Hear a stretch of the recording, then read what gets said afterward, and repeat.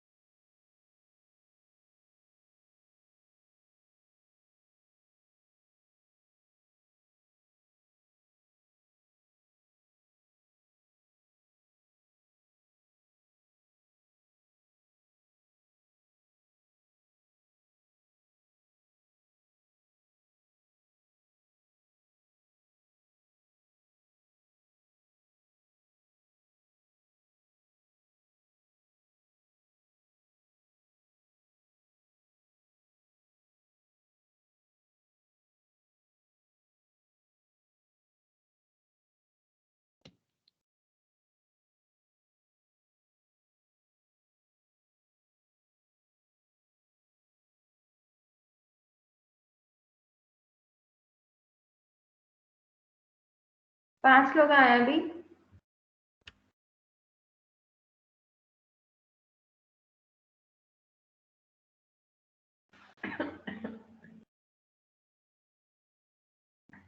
साथ है ma'am.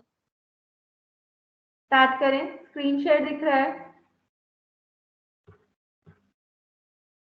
Yes ma'am. Yes ma'am.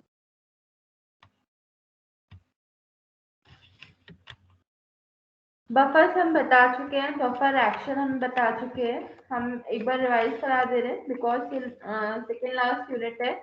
उसके बाद कंप्लीट हो जाएगा आपका buffers and then we will start complexation.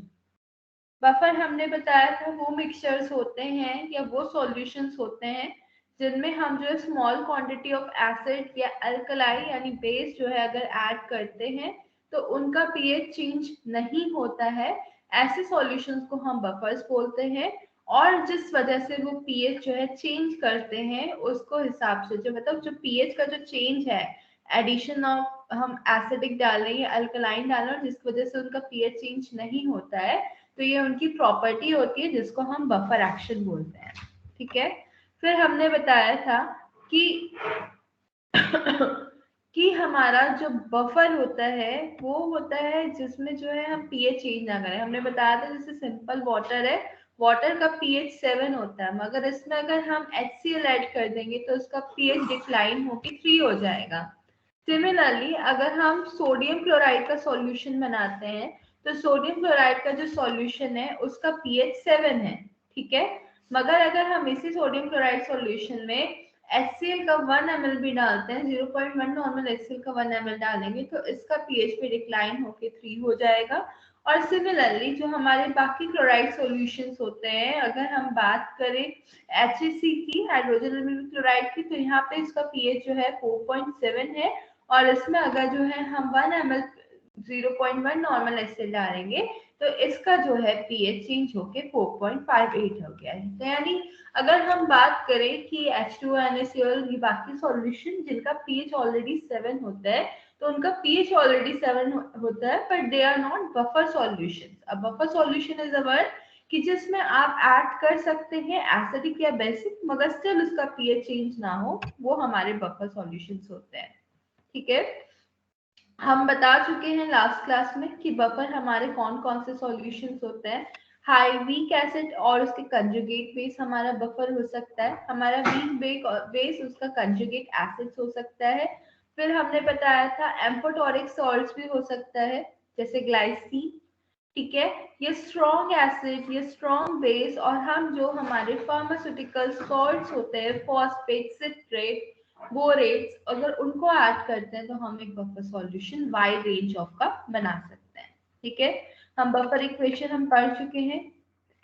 उसके बाद आज हम जो है एक बार स्टार्ट करना है हमें कि हमारा बफर कैपेसिटी के बाद आज हमें बताना है कि हमारा बफर जो है बायोलॉजिकल फ्लूइड में कैसे होता है। हमने बताया था कि फार्मास्यूटिकल या बायोलॉजिकल सिस्टम में बफर्स क्या होता है। जैसे हमारा ब्लड है, ब्लड का पीएच हमारा 7.4 है। ठीक है। ब्लड में दो चीजें होती हैं, एक होता है प्लाज्मा और दूसरा होता है एरिथ्रोसाइट्स। प्लाज्मा हमारा जो बफर है ब्लड में जो है वो हमारा प्लाज्मा प्रोटीन होता है, और इरिथ्रोसाइट्स हमारी जो है आरबी सेल्स होते हैं, रेड ब्लड सेल्स जिसको आप बोलते हो। तो यहाँ पे ये जो हमारा ब्लड है ये हमारा बफर का काम, नेचुरल बफर का काम करता है। ठीक है, नेचुरल बफर का काम इसलिए करता है कि हमारे जो प्लाज्मा होता है उसमें जो है कार्बोनिक एसिड, बाइकार्बोनेट और हमारे सोडियम सॉल्ट्स रहते हैं फॉस्फोरिक एसिड्स के, जो प्लाज्मा का बफर सिस्टम का काम करते हैं। और जब हम बात करते हैं इरिथ्रोसाइट्स की, that is red blood cells में, तो वहाँ हमारा हीमोग्लोबिन या हमारा एल्कलाई पोटेशियम सॉल्ट्स जो है फॉस्फोरिक एसिड्स की, वो एक्ट करते हैं बफर के।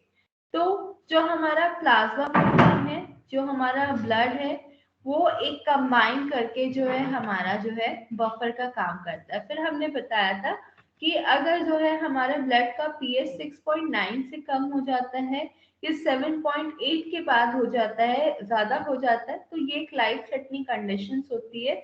जनरली 6.8 में जो हमारा पेशेंट है वो डायबिटिक कोमा में जा सकता है अगर पीएच जो है डिक्लाइन करे, और एसिडिक पीएच पे हमारा मल्टी ऑर्गन फेलियर हो सकता है। ठीक है, क्यों क्यों फेल हो सकता है कि जो पोटेंशियल है ऑक्सीजन को कंटेन करने का सेल्स के साथ, वो उसका कंबाइन करके जो है कॉम्बिनेशन जो है, जो ऑक्सीजन को आरबीसी कर रही है, तो वो आरबीसी डीनेचर्ड होने लगती है। और जब आरबीसी को उस ऑप्टिमम बफर नहीं मिलेगा तो आरबीसी डीनेचर्ड हो जाएगी, ऑक्सीजन से बाइंड नहीं कर पाएगा, और जब ऑक्सीजन से बाइंड नहीं कर पाएगा तो हमारी जो सेल्स है या जो हमारे टिश्यूज है वहां पे वो ऑक्सीजन नहीं बन पाएगा, डेफिशिएंसी हो जाएगी, जिसके कारण जो है ऑर्गन फेलियर हो सकता है। आवाज आ रही है मेरी? Yes ma'am. फिर बात करते हैं लेक्रामल फ्लूइड और टीयर्स। जो हमारे आंखों में जो फ्लूइड होता है उसको हम जो है लेक्रामल फ्लूइड बोलते हैं। जो हमारी आई का फ्लूइड होता है दैट इज लेक्रामल फ्लूइड। ठीक है, तो हमारा जो पीएच है टीयर्स का, उसका भी जो है रेंज 7.4 है। 7 to 8 के बीच हमारे आंसुओं का पीएच होता है। तो अगर हम जो है कोई भी आई ड्रॉप या कोई भी जो है ऑप्थेल्मिक प्रोडक्ट अगर हम यूज करते हैं तो उसका पीएच भी जो है वो हमारे लेक्रामल फ्लूइड या टीयर्स की कैपेसिटी होना चाहिए, बराबर होना चाहिए। अगर कम होता है, एसिडिक पीएच होता है, तो हमारे आई या हमारे टीयरी ग्लैंड्स उसको रिमूव करने की कोशिश करते हैं, आंखों में जलन होने लगती है। और अगर हाईली बेसिक होता है तो हमारा जो है आदमी को जो है वहां पे क्या है, हाईली बेसिक में क्या होगा कि जो हमारे आई टिश्यूज होती है उसमें इडीमा कॉज हो सकता है उस कारण। फिर हम बात करते हैं यूरिन का। यूरिन का पीएच नॉर्मल होता है 6, जिसमें पेशेंट टू पेशेंट वेरिएट कर सकता है 4.5 to 7.8 से। अगर यूरिन का पीएच इस रेंज से 4.5 to 7.8 जो रेंज है, अगर इस रेंज से भी कम है, 4.5 पीएच से कम है, below that is below normal, तो यानी हम कह सकते हैं कि हमारी किडनी से जो हमारे हाइड्रोजन आयंस हैं वो एक्सक्रीट आउट हो रहे हैं। ठीक है, जो हमारी किडनी के जो फैक्टर्स हैं उसमें हाइड्रोजन आयंस जो है किडनी एक्सक्रीट कर दे रही है। और अगर पीएच 7.4 है, यानी जो हमारा 7.8 या 7.4 से ज्यादा अगर यूरिन का किसी का पेशेंट का पीएच आ रहा है, तो यानी किडनी जो है उसमें भी प्रॉब्लम कर रही है, उसमें भी वो जो है प्रॉपर फंक्शनल नहीं कर रही है, उसमें वो क्या कर रही है, हाइड्रोजन आयंस को रिटेन कर ले रही है किडनी, यानी जो फिल्ट्रेशन प्रोसेस है वो किडनी का प्रॉपर नहीं हो पा रहा है, जिसकी वजह से एच आयंस रिटेन हो जा रहे हैं। क्लियर हो गया? Yes ma'am. तो ये हमारे बफर्स बायोलॉजिकल सिस्टम में है। फिर हमने बताया था बफर कैपेसिटी। बफर कैपेसिटी हमने बताया था कि वो चीज जिससे जो है हमारा पीएच, बफर का पीएच चेंज हो जाए 1 यूनिट से, उसको हम क्या कह रहे हैं, buffer capacity.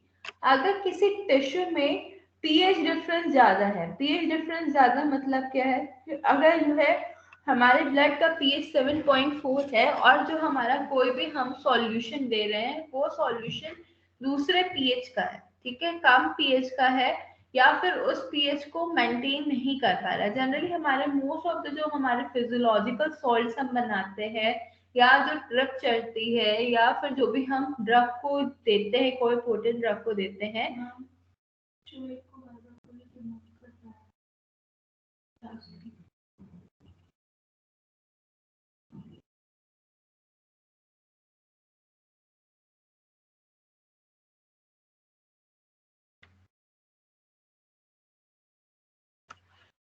just wait a while, wait for a while.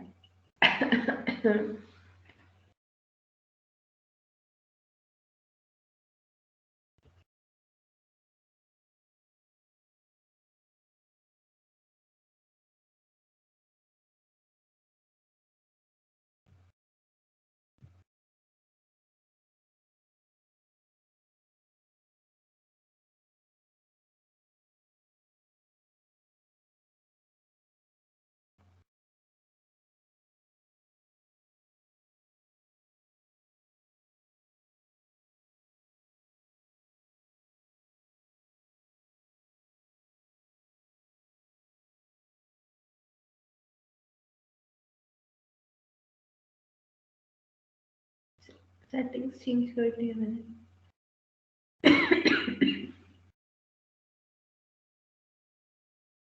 हम सेटिंग चेंज कर दी। फिर हम बात करते हैं टिश्यू इरिटेशंस की। ठीक है, टिश्यू इरिटेशन क्या है कि जब हमारा कोई भी हम जब बात करते हैं, ठीक है, अगर हमारे जो है फिजियोलॉजिकल सॉल्ट्स हैं या जो हम यूज कर रहे हैं, हम अपने बॉडी के अगर हमें कोई एडमिनिस्ट्रेशन करना है, जैसे हमने बताया ब्लड का पीएच होता है हमारा 7.4, ठीक है। अगर उस ब्लड के पीएच पे अगर हमने कोई जो है फिजियोलॉजिकल सॉल्यूशन डाला है और वो फिजियोलॉजिकल सॉल्यूशन जो है अलग पीएच का है, ठीक है, अलग पीएच का है मतलब उसका पीएच में डिफरेंस है, तो जनरली हमारा ब्लड में जो बफर सिस्टम्स होते हैं वो जनरली क्या करते हैं, उसके जो हमने बाहर से जो सॉल्यूशन डाल रहे हैं उसको काउंटर बैलेंस करने की कोशिश करते हैं, ठीक है, उस पीएच तक जो है काउंटर बैलेंस करने की कोशिश करते हैं कि जो है वो हमारी बॉडी के कंपैटिबल हो जाए।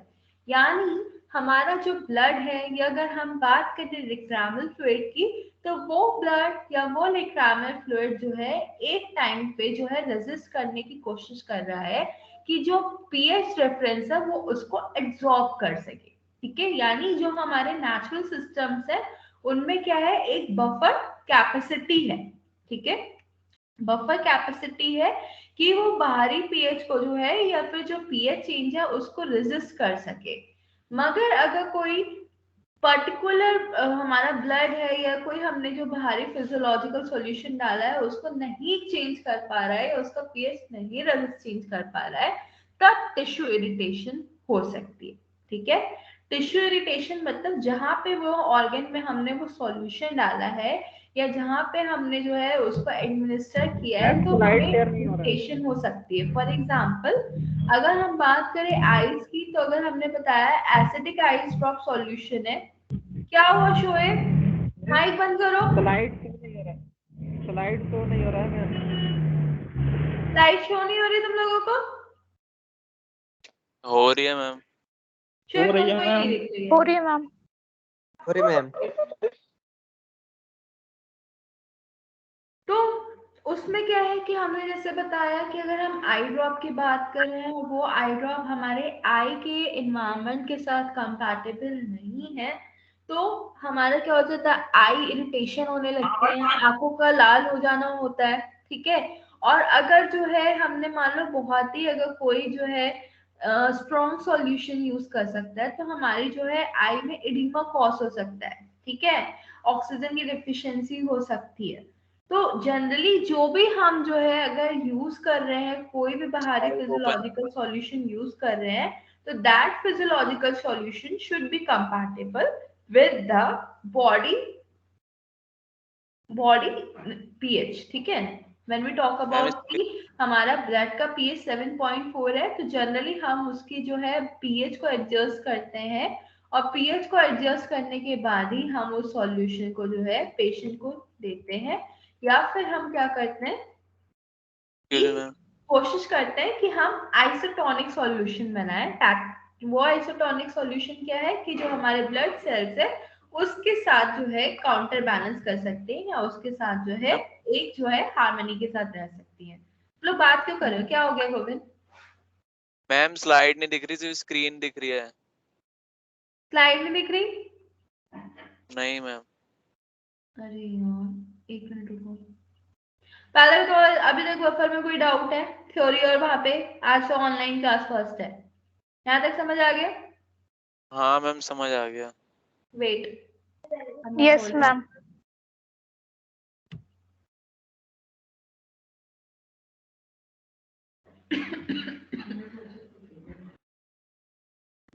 फिर से शेयर करती हूँ।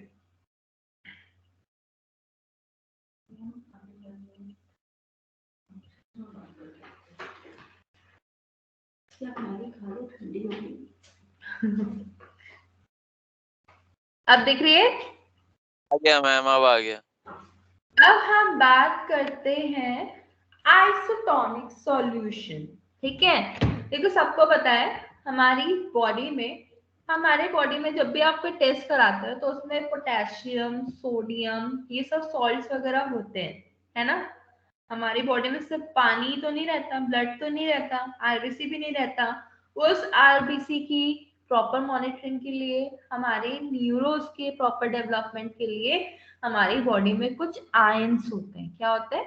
आयंस होते हैं। ठीक है, जैसे आपने मसल्स का पढ़ा होगा फंक्शन या आपने न्यूरोट्रांसमीटर का पढ़ा होगा तो आपको पता होगा कैल्शियम पोटेशियम कितना इंपॉर्टेंट रोल प्ले करता है ना?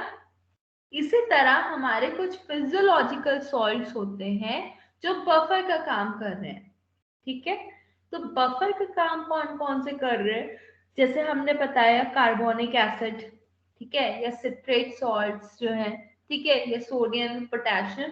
तो ये क्या कर रहे हैं कि ये एक बफर का काम कर रहे हैं, काउंटर बैलेंस कर रहे हैं, तभी हमारे ब्लड का pH all over the body, जब हम बचपन से हैं अभी तक हैं या हमारी जो नॉर्मल हेल्दी लाइफ रूटीन चल रही है तो वो हमारा ब्लड का पीएच मेंटेन है। ठीक है, आइस का पीएच ऐसा नहीं है कि शोएब का अलग है गोविंद का अलग है। जनरली थोड़ा बहुत डिफरेंस आ सकता है बट ऐसा नहीं है कि उसका पीएच 3 हो जाएगा इसका 6.8 हो जाएगा। तो यानी हमारी बॉडी में कुछ फिजियोलॉजिकल सॉल्ट्स हैं, कुछ फिजियोलॉजिकल एसिड और बेसिक होते हैं जिससे हमारी बॉडी पे एक सुटेबल बफर बनाता है। तो इसे हम क्या बताते हैं? अब हम बात करते हैं बफर आइसोटोनिक सॉल्यूशन।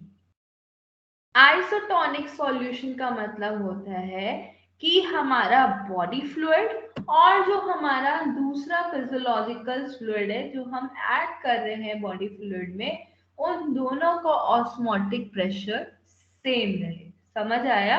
कि जो हमारा बॉडी फ्लूइड है, बॉडी फ्लूइड के आसपास की जो मेम्ब्रेन्स है, ठीक है, और अगर कोई हम बाहरी फिजियोलॉजिकल सॉल्ट ऐड कर रहे हैं अपनी बॉडी में, ड्रिप चढ़ा रहे हैं, कोई फ्लूइड दे रहे हैं, कोई इंजेक्शन दे रहे हैं, तो इन दोनों का ऑस्मोटिक प्रेशर सेम रहे। समझ आया?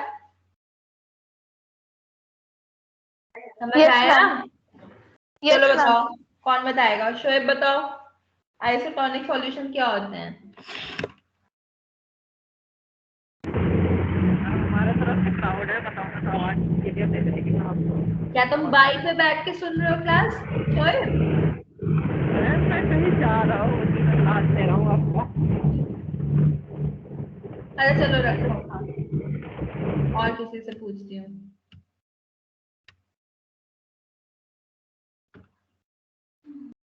अभिषेक बताओ।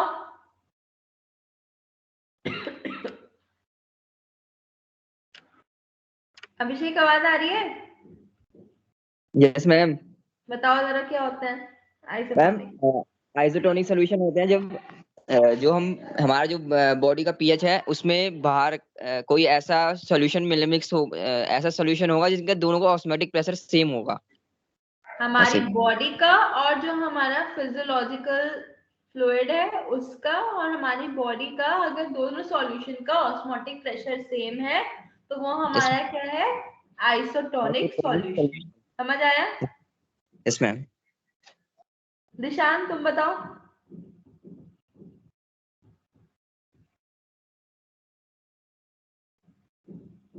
दिशान,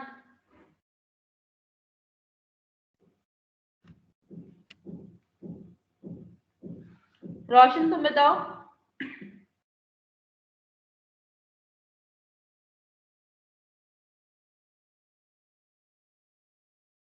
रोशन,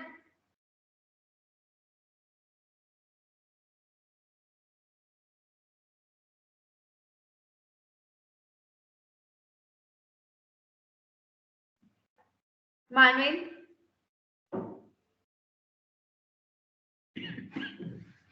मैम पता नहीं मैम, अभी देख ही रहा हूँ।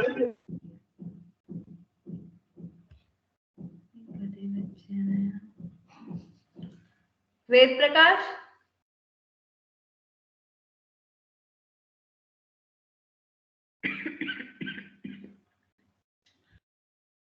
नहीं मालूम मैम। तो अभी क्या पूजा कर रहे थे, मैं बता रही थी तो। आइसोटोनिक सॉल्यूशन वो सॉल्यूशंस होते हैं जिनका ऑस्मोटिक प्रेशर जो है बॉडी फ्लूइड के सेम रहे। बॉडी फ्लूइड और उन सॉल्यूशन का ऑस्मोटिक प्रेशर सेम होता है, तो उसे हम क्या बोलते हैं? Isotonic solution. अब पता है? Yes ma'am.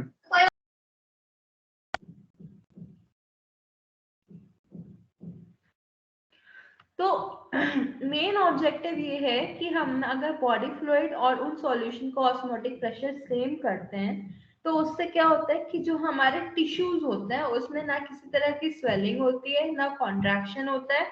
तो जब ये फ्लूइड जो है हमारी बॉडी में हम इंसर्ट करते हैं तो किसी तरह का डिस्कम्फर्ट नहीं कर सकते, चाहे हम आई में डालें या नेजल ट्रैक्ट में डालें या ब्लड में डालें या बॉडी टिश्यूज में कहीं भी इनको अप्लाई कर दें तो किसी तरह का डिस्कम्फर्ट इसको नहीं होता है। ठीक है। जनरली अगर हम बात करें कि आइसोटोनिक सॉल्यूशन में, तो आइसोटोनिक सॉल्यूशन हमारा बनता है 0.9% वेट बाय वॉल्यूम में। अगर हम बात करें टॉनिक, हाइपरटोनिक और हाइपोटोनिक की, एक मिनट व्हाइट बोर्ड शेयर करते हैं।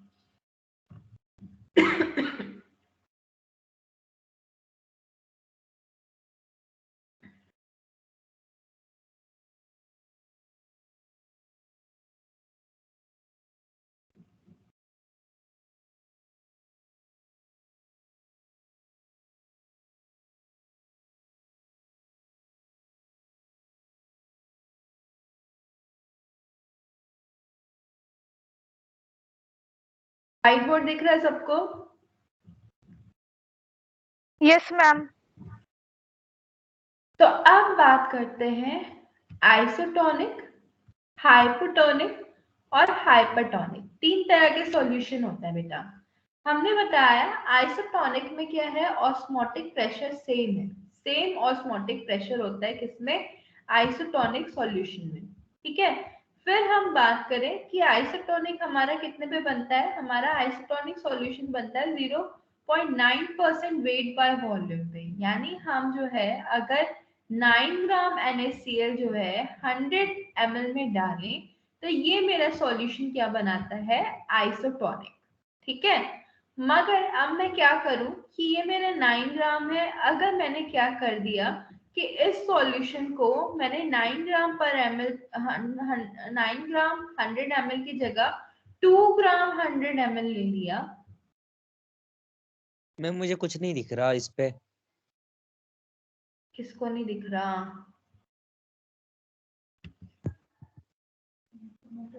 रोशन।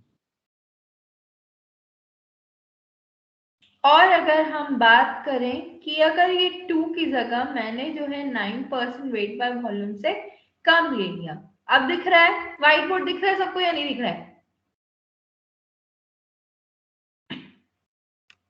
दिख रहा है मैम। व्हाइट बोर्ड बता दो। Yes ma'am. तो हम बात करते हैं आइसोटोनिक मतलब ऑस्मोटिक प्रेशर सेम है। ठीक है। इस सॉल्यूशन का भी और हमारे ब्लड के सॉल्यूशन का भी सेम है। ठीक है। तो यानी अगर हम इसको ऐड कर देंगे, अगर हम बात करें आइसोटोनिक की कि अगर ये मेरा जो है एक ये जो है मेरा ये मेरा एक जार है, ठीक है।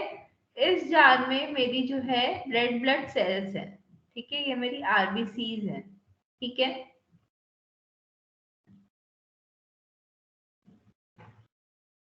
अगर मैंने इन आरबीसी को, जो हमारा ये जो सॉल्यूशन है, अब मैंने इसमें जो है अगर मान लो दूसरा सॉल्यूशन ऐड कर दिया, ये सॉल्यूशन ऐड कर दिया, तो यानी इस सॉल्यूशन का और इस सॉल्यूशन का ऑस्मोटिक प्रेशर सेम है, यानी मेरी आरबीसी सेल्स को इस सॉल्यूशन के होने के बाद कोई फर्क नहीं पड़ा, कोई नुकसान नहीं पहुंचा। तो ये मेरा कौन सा है, आइसोटोनिक सॉल्यूशन, जिसमें इसका और इसका जो है ऑस्मोटिक प्रेशर सेम है। ये क्लियर हो गया?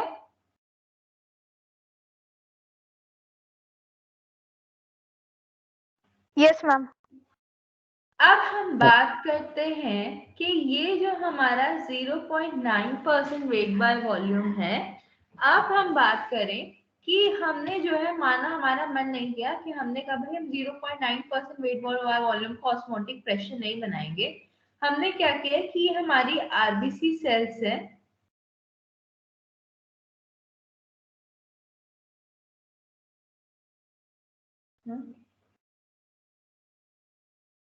कि ये हमारी आरबीसी सेल्स हैं, ठीक है। अब हमने क्या किया, हमने जो है एक सॉल्यूशन लिया, इस सॉल्यूशन में मैंने कहा हमने ना, इस सॉल्यूशन को मैंने किससे प्रिपेयर किया, इस सॉल्यूशन को मैंने जो है आइसोटोनिक नहीं बनाया, यानी 0.9% वेट बाय वॉल्यूम, यानी 9 ग्राम NaCl को हमने 100 ml वाटर में डिसॉल्व करके सॉल्यूशन नहीं बनाया। मैंने कहा कि 0.9% की जगह मैं 2 ग्राम का बनाऊंगी।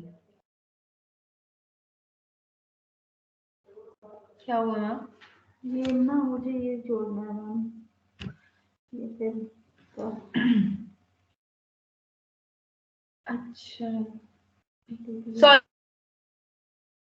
ये 0.9% वेट बाय वॉल्यूम, यानी 0.9 ग्राम इंटू 100 ml की जगह मैंने कहा कि मैं जो है पूरा का पूरा 2 ग्राम का सॉल्यूशन बनाऊंगी, या 1% वेट बाय वॉल्यूम से ज्यादा हम बनाएंगे, 1.5 ग्राम का बनाएंगे, यानी 2 ग्राम हमको हम जो है 100 ml में डिसॉल्व कर देंगे। तो यहाँ पे 2 ग्राम 100 ml में जब मैंने डिसॉल्व किया, तो इस सॉल्यूशन में, अब बताओ इस सॉल्यूशन में 0.9 ग्राम था 100 ml में, 0.9, ठीक है, और इस वाले सॉल्यूशन में 2 ग्राम है 100 ml में, ठीक है।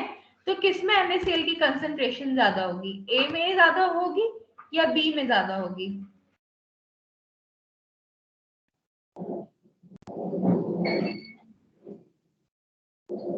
मैम 2 ग्राम वाले में ज्यादा है।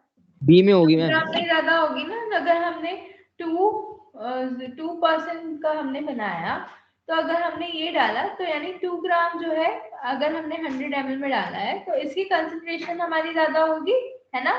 तो यहाँ पे मेरा क्या है कि सॉल्यूशन 100 ml है, मगर इसमें NaCl की कंसंट्रेशन ज्यादा है, ठीक है। तो इस सॉल्यूशन को हम क्या कह रहे हैं, हाइपरटोनिक। समझ आया? इस सॉल्यूशन को हम क्या बोलेंगे, हाइपरटोनिक सॉल्यूशन। अब हाइपरटोनिक सॉल्यूशन को मैंने अगर इसमें ऐड कर दिया, जो इसमें हमारी आरबीसी रखी हुई है, ठीक है, इतना समझ आया? मैम बी Yes, वाले का ऑस्मोटिक प्रेशर सेम होगा? हाँ, जो बी वाला आपने बताया इसका ऑस्मोटिक प्रेशर भी मैम होगा कि दोनों का बॉडी फ्लूइड एंड सबका सेम जैसे ए में था? अभी बता रहे हैं अभिषेक। बी वाले में क्या है, सॉल्ट की कंसंट्रेशन ज्यादा है ना वाटर में, है ना, ए वाले से ज्यादा है ना। तो जब हमने इसको इसमें ऐड किया, तो यहाँ पे क्या है कि यहाँ पे सॉल्यूट्स की कंसंट्रेशन ज्यादा है। सॉल्यूट मतलब क्या है, हमारा NaCl की कंसंट्रेशन ज्यादा है। अब ध्यान से समझना, जब NaCl की कंसंट्रेशन सॉल्यूशन में ज्यादा है, तो हमारी ये जो आरबीसी सेल्स हैं, उनका जो अंदर का फ्लूइड होगा, ठीक है, आरबीसी सेल्स के अंदर का जो फ्लूइड होगा, वो क्या करेगा कि बाहर ये जो कंसंट्रेशन सोडियम क्लोराइड की ज्यादा है उसको क्या करेगा, डाइल्यूट करने की कोशिश करेगा। ठीक है, डाइल्यूट करने की कोशिश करेगा तो यानी इसके अंदर का पानी क्या जाएगा, बाहर जाएगा इस सॉल्यूशन को या इस सॉल्ट को काउंटरएक्ट करने के लिए, इस सॉल्ट को डिसॉल्व करने के लिए। और जब इस आरबीसी सेल्स के अंदर का पानी बाहर की तरफ जाएगा तो सेल हमारी क्या हो जाएंगी, सिकुड़ जाएंगी या बड़ी हो जाएंगी? रप्चर हो जाएगी, श्रिंक सिंक। श्रिंक हो जाएगी ना, है ना? समझ में आया कि इसने क्या किया कि यहाँ के अंदर का फ्लूइड जो है इसको जो है सॉल्ट को डाइल्यूट करने के लिए जब बाहर जाएगा तो हमारी आरबीसी सेल्स क्या हो जाएंगी, श्रिंक हो जाएगी। तो ये हमारा सॉल्यूशन क्या कहलाएगा, हाइपरटोनिक सॉल्यूशन। समझ आया? यानी हाइपरटोनिक सॉल्यूशंस का ऑस्मोटिक प्रेशर ज्यादा होता है या कम होता है?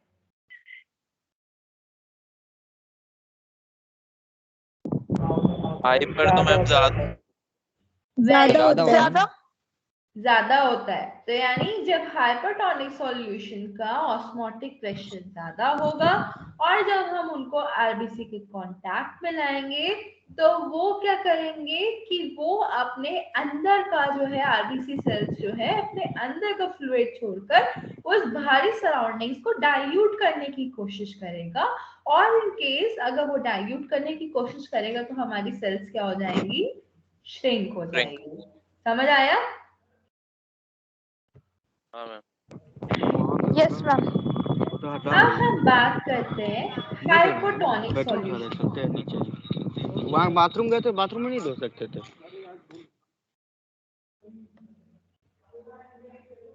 बाथरूम बोले उसमें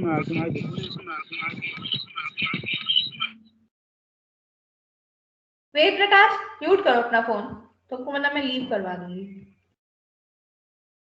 कर दिया मैम, कर दिया। अब हम बात करते हैं हाइपोटोनिक की।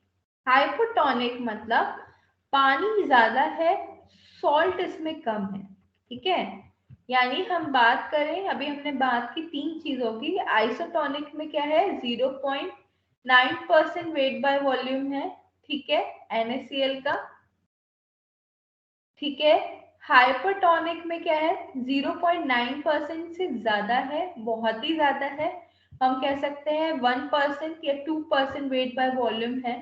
ठीक है, और हाइपोटोनिक में हम कह रहे हैं 0.9% वेट बाय वॉल्यूम से भी कम सॉल्ट है। यानी हम जो है इसमें मान लो 0.2 ग्राम NaCl ले रहे हैं, यानी 0.2% अगर वेट बाय वॉल्यूम का बना रहे हैं तो यहाँ पे पानी ज्यादा है और NaCl कम है। तो ये जो हमारा आइसोटोनिक सॉल्यूशन है उसके कंपैरिजन हमारे हाइपोटोनिक सॉल्यूशन में क्या है, सॉल्ट की कंसंट्रेशन ज्यादा है या कम है? कम है।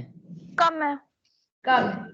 ठीक है, अब हमने क्या किया, अब हमने ये जो हाइपोटोनिक सॉल्यूशन है इसको अगेन हमने किस में डाला, ये हमारी आरबीसी सेल्स है। ठीक है, ये हमारी आरबीसी सेल्स है। यहाँ पे हमने क्या किया, इन सॉल्यूशंस को, इस सॉल्यूशन को, ये जो हमारा हाइपोटोनिक सॉल्यूशन है हमने इसको इसमें डाल दिया। ठीक है, ठीक है। अब इस सॉल्यूशन में अगर सॉल्ट की कंसंट्रेशन क्या है तो हमारी आरबीसी सेल्स ने क्या किया, वाटर को एब्जॉर्ब किया। ठीक है, वाटर को एब्जॉर्ब करने का मतलब क्या है, वो हमारा ये पानी पीती गई पीती गई पीती गई। अब जब सेल्स में पानी कंटिन्यूसली जाता रहेगा तो सेल्स क्या हो जाएंगी, फूल जाएंगी। Yes ma'am. फूल जाएंगी, फिर क्या हो जाएंगी ज्यादा फूलने के बाद, फट जाएंगी, बर्स्ट बर्स्ट हो फर्स्ट हो जाएंगी। जाएंगे।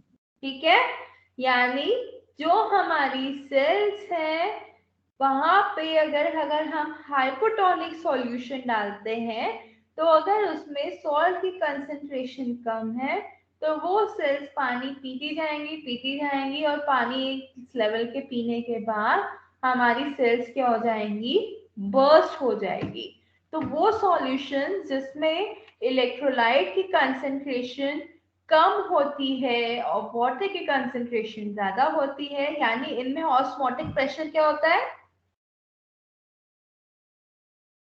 कम होता है, ज्यादा Less. होता है? कम कम मैम कम कम होता है. कम होता है। इन सॉल्यूशंस को हम क्या कहते हैं? Hypotonic solution.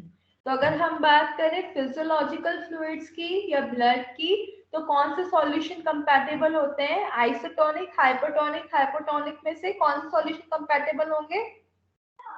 Isotonic. Isotonic. Hypotonic अरे यार, कैसे? आइसोटोनिक। आइसोटोनिक हुए ना? इसमें अभी भी किसी को डाउट है? No ma'am. No ma'am. तो यहाँ पे हम बात करते हैं कि अब देखो ये जो हमारा है हाइपोटोनिक सॉल्यूशन है, दिख रही है स्क्रीन? स्क्रीन दिख रही है? हाँ मैम। Yes ma'am. दिख रही है मैम, दिख रही है. ये जो हमारा सॉल्यूशन है इसको हम क्या कह रहे हैं? देखो ये हमारा आइसोटोनिक सॉल्यूशन है, ये बीच वाला। इस बीच वाले में क्या है कि हमारी सेल्स क्या है? नॉर्मल सेल्स है, ठीक है। ये हमारा हाइपरटोनिक है। तो ये हमारी जो आरबीसी सेल्स है इसके अंदर का जो पानी है, पानी देखो आइसोटोनिक में क्या हो रहा है? वाटर जितना जा रहा है उतना बाहर भी जा रहा है। उसमें हाइपरटोनिक में क्या है? क्योंकि बाहर सॉल्ट की कंसेंट्रेशन ज्यादा है तो अंदर का पानी बाहर निकल गया उसको डाइल्यूट करने के लिए, जिससे हमारी शेल्स के होंगे श्रिंक हो गई है। और हाइपोटोनिक में पानी इतना जा रहा है कि पानी अंदर आ आके जो हमारी नॉर्मल आरबीसी सेल्स है वो एकदम फूल गई है, और फूल होने के बाद सेल क्या हो जाएंगी? रप्चर हो जाएंगी। क्लियर?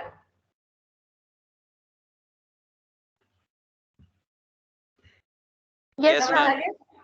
ठीक है। तो यानी हम बात करें अगर आरबीसी सेल्स की, तो आरबीसी सेल्स में जो हमारा, अगर हम बात करें अगर हमें हाइपरटोनिक सॉल्यूशन बनाना है या आइसोटोनिक बनाना है या हाइपोटोनिक बनाना है, तो आइसोटोनिक की ऑप्टिमम कंसंट्रेशन होती है 0.9%।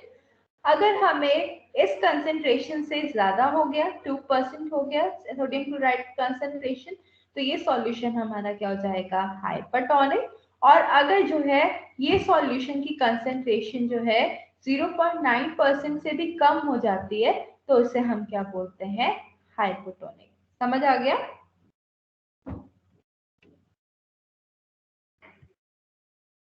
Yes ma'am. हाँ मैम। बहुत खुशी की बात है। कल हम जो है पढ़ेंगे मेजरमेंट ऑफ टोनोसिटी। उसके बाद हम क्या स्टार्ट करेंगे? उसके बाद हम जो है अपना नेक्स्ट यूनिट स्टार्ट करेंगे, that is complexation. Clear? Okay ma'am. और कोई डाउट है? आप एक बार मेरा लैपटॉप देख लोगे क्या? बहुत हैंग हो रहा है। No ma'am. चलो बताओ, असाइनमेंट किस किस के पास है? कब दोगे असाइनमेंट?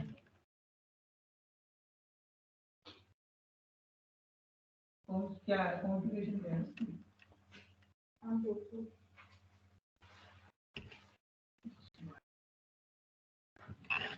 असाइनमेंट कौन कौन देगा अब?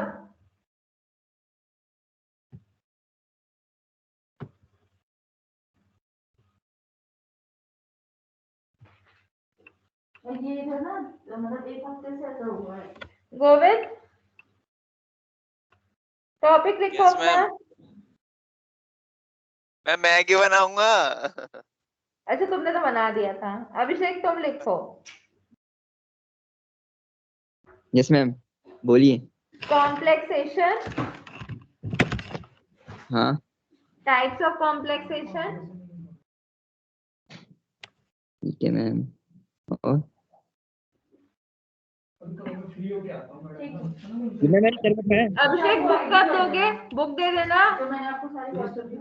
अभी अभी दे दूंगा ये। कब दोगे? दे देना मुझे बुक। ठीक है मैम।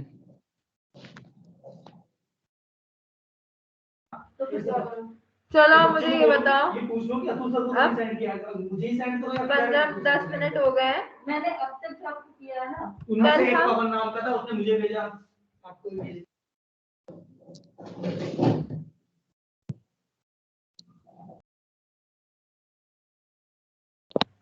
कल हम जो है मेथड्स टू मेजर आइसोटोनिसिटी पढ़ेंगे, ठीक है। अब हम कह रहे हैं कि हमने भाई 0.9% वेट बाय वॉल्यूम का NaCl सॉल्ट बना दिया, ठीक है। NaCl salt 0.9% weight by volume का हमने बनाया, तो हमने कहा कि आइसोटोनिक सॉल्यूशन है, ठीक है। बट एक्चुअल में जो हमने बनाया है सॉल्यूशन वो आइसोटोनिक है या नहीं है, इसके लिए हम इसको डिटरमाइन करेंगे टोनोसिटी, ठीक है।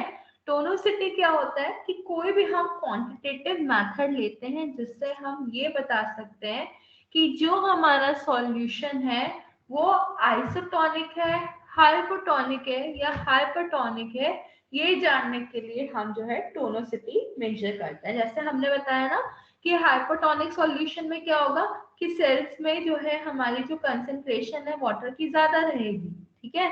तो वाटर की कंसंट्रेशन अगर ज्यादा रहेगी तो हमारी सेल जो है बर्स्ट हो जाएगी, और हमने बताया हाइपोटोनिक में जो है श्रिंक हो जाएगी, या आइसोटोनिक में हम कह रहे हैं कि नॉर्मल रहेगी।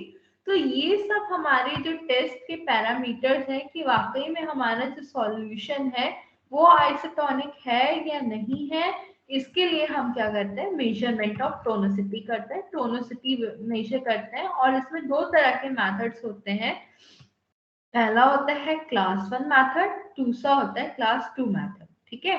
क्लास 1 मेथड में हम क्या यूज करते हैं, सोडियम क्लोराइड यूज करते हैं आइसोटोनिक बनाने के लिए, और क्लास 2 में हम क्या करते हैं वाटर का यूज करते हैं आइसोटोनिक सॉल्यूशन को बनाने के लिए, ठीक है।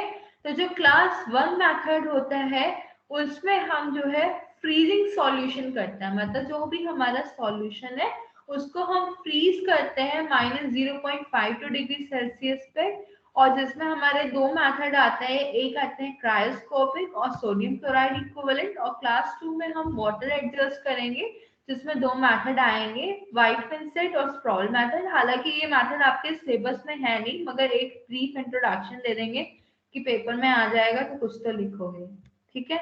ये हम कल करेंगे कंप्लीट, और फिर हम स्टार्ट करेंगे कल ही कॉम्प्लेक्सेशन। समझ आ गया? Okay ma'am. मैम लंच के बाद आप प्रैक्टिकल करवाओगे या फिर पढ़ाओगे? आज प्रैक्टिकल है क्या? मैम यस, उसमें लंच के बाद तो था। एक मिनट रुकना, आज है मंडे, प्रैक्टिकल है, प्रैक्टिकल करा देंगे। प्रैक्टिकल 14 तो हो ही गए हैं ना? हाँ ma'am. Yes ma'am. Yes ma'am. क्या बोल 14 प्रैक्टिकल हो गए हैं। चलो फाइल कंप्लीट करेंगे, 15वां करा देंगे, ठीक है। बात कर लेंगे हम। Okay ma'am. फार्मास्यूटिक्स, ठीक है, ठीक है। बाकी तो कोई डाउट नहीं है? No ma'am. No ma'am. ठीक है, अभी 5-10 मिनट जो है अपना रिवाइज करो, उसके बाद रीड करना, रिवीजन करो। मैं स्लाइड भेज दीजिएगा मैम ग्रुप में।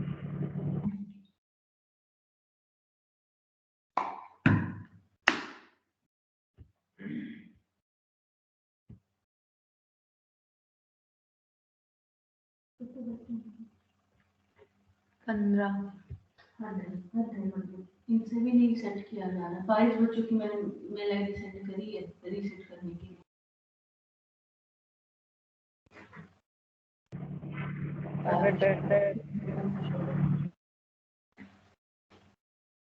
क्या करो, टॉपिक तो कंप्लीट हो गया।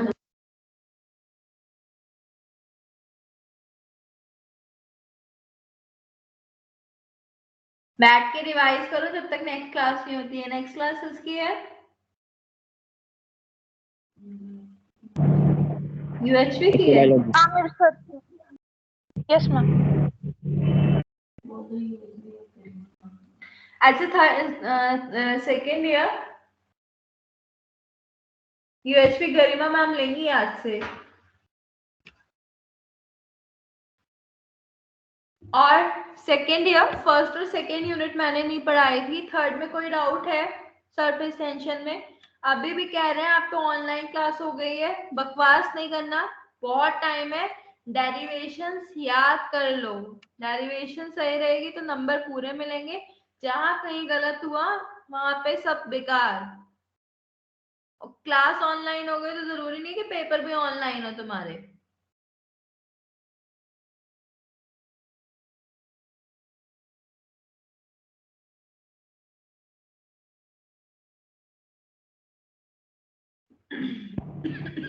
माइक्रो बायोलॉजी बुक का क्या नाम है? के लिखा हुआ मैम। क्या कह रहे हो शोएब? मैम माइक्रो बायोलॉजी अब कौन पढ़ाएगा? हमें एक करके नाम लिखा हुआ है, पता नहीं चल रहा ma'am. Anjali ma'am, Anjali Kulshreshtha new ma'am है, न्यू मैम।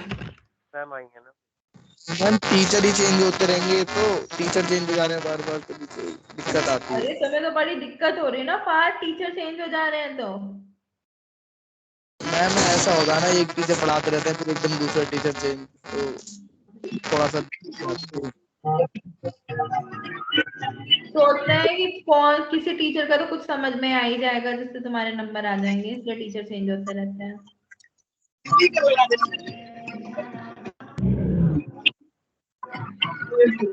ऑर्गेनिक कौन पढ़ाएगा अगर असाइनमेंट कैसे गरिमा मैम सबमिट करने पढ़ाएंगी हैं? तो? कुछ समझ नहीं आ रहा फर्स्ट मुझे, तुम क्या कह रहे हो?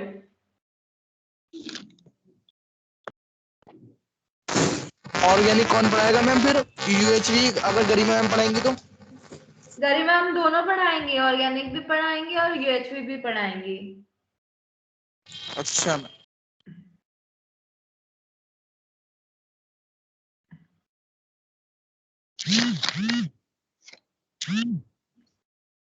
मैम असाइनमेंट कैसे सबमिट होंगे अभी? तुम A4 पेपर पे लिखकर स्कैन कॉपी करके मुझे भेज देना पीडीएफ बनाकर, और आओगे ना जब कॉलेज तो हार्ड कॉपी सबमिट करना। ठीक है मैम। विषय के पास है ना? मैम मेरा असाइनमेंट तो मिल गया मैम आपको? हाँ मिल गया। मैम हम क्लासेस क्या करते हैं? मैम मैम ये पूछ लेना रश्मि मैम से, टाइम टेबल में एक के अंजलि मैम है ना?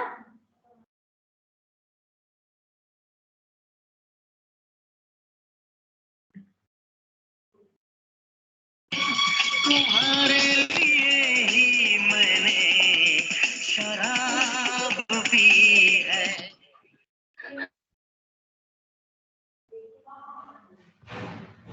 अगली बार वेद ये गाना बजा ना तुम्हारा तो मैं ना मार्क्स में तुम्हारे गाने बजा दूंगी अच्छे से।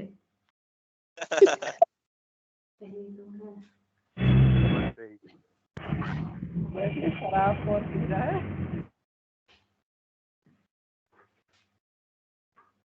डिवाइस करो 10 मिनट। मैम ये मेजरमेंट ऑफ टोनिसिटी में आपने हीमोलेटिक मेथड और क्राइस्कोपिक मेथड करवाएंगे? क्या? मेजरमेंट ऑफ टोनिसिटी में हीमोलेटिक मेथड और एक क्रायोस्कोपिक मेथड होगा, दो मेथड है जी पूछ।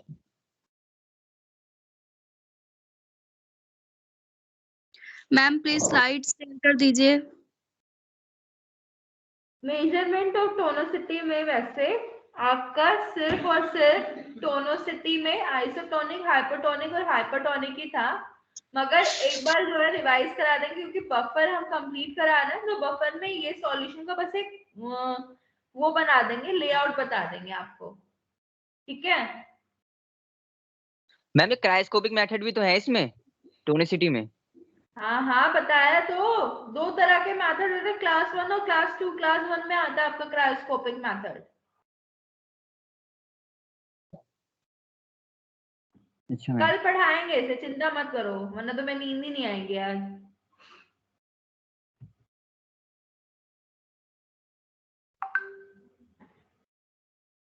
और कोई doubt? No ma'am.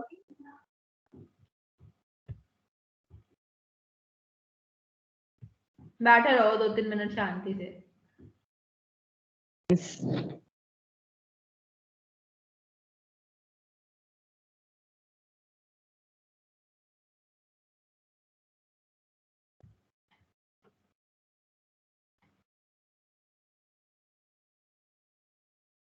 What she has done, she has given me hard copy.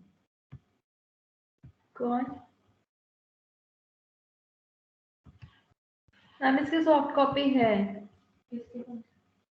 मैं देखती हूँ, कल AICT का मेरे पास मेल आया था।